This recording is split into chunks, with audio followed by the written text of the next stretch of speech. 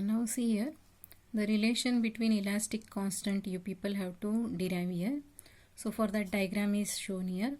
For that consider the cube whose lower surface is fixed to a rigid support APSD,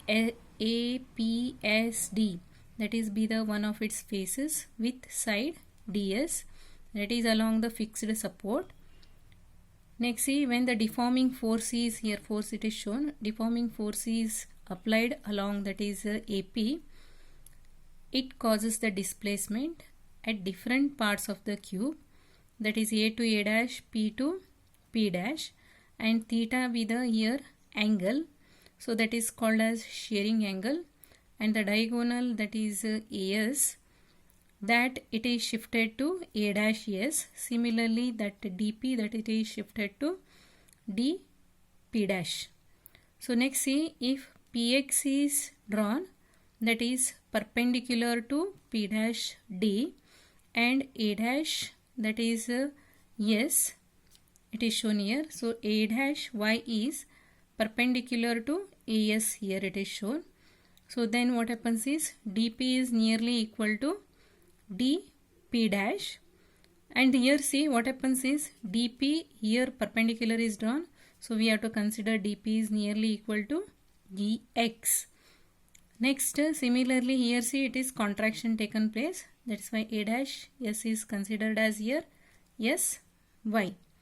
Next see based on this one you have to write the expression for longitudinal strain and compression strain, that it is shown here. So it is visible here.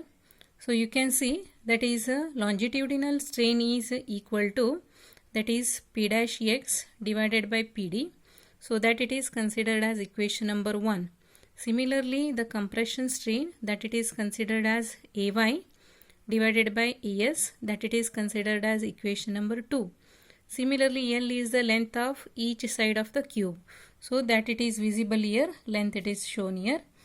After that see you have to consider what it is diagonals, that is Pythagoras theorem you have to apply here, that is AS is equal to PD, and that it is equal to root of 2L, that is by Pythagoras theorem, consider it as equation number 3. After that P dash X is equal to P dash cos of angle P dash X.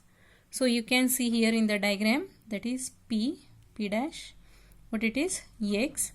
After that see that angle it is equated to angle AP dash D, that is A P dash and D. So same thing it is considered. Next see in isosceles right angle triangle, that is APD is equal to, triangle APD is equal to 45 degree. After that since here theta is very small angle, so angle AP dash D is equal to angle APD, so that is equal to here 45 degree. After that P dash X, that is equal to P dash cos of 45 degree, so that is equal to P dash divided by root 2. So that is considered as equation number 4. Next substituting equation 3 and 4 in 1, longitudinal strain is equal to P dash divided by root 2 L. So that is nothing but P dash divided by 2L, and that is equal to theta divided by 2, that is equation number 5. From figure, that is theta is equal to P dash divided by L. So you can see here theta is equal to P dash, that is divided by L is considered.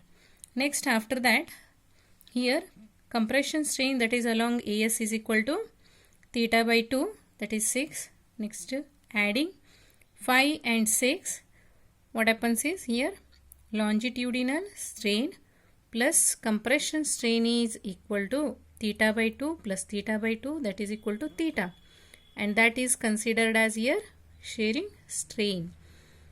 So this is the relation.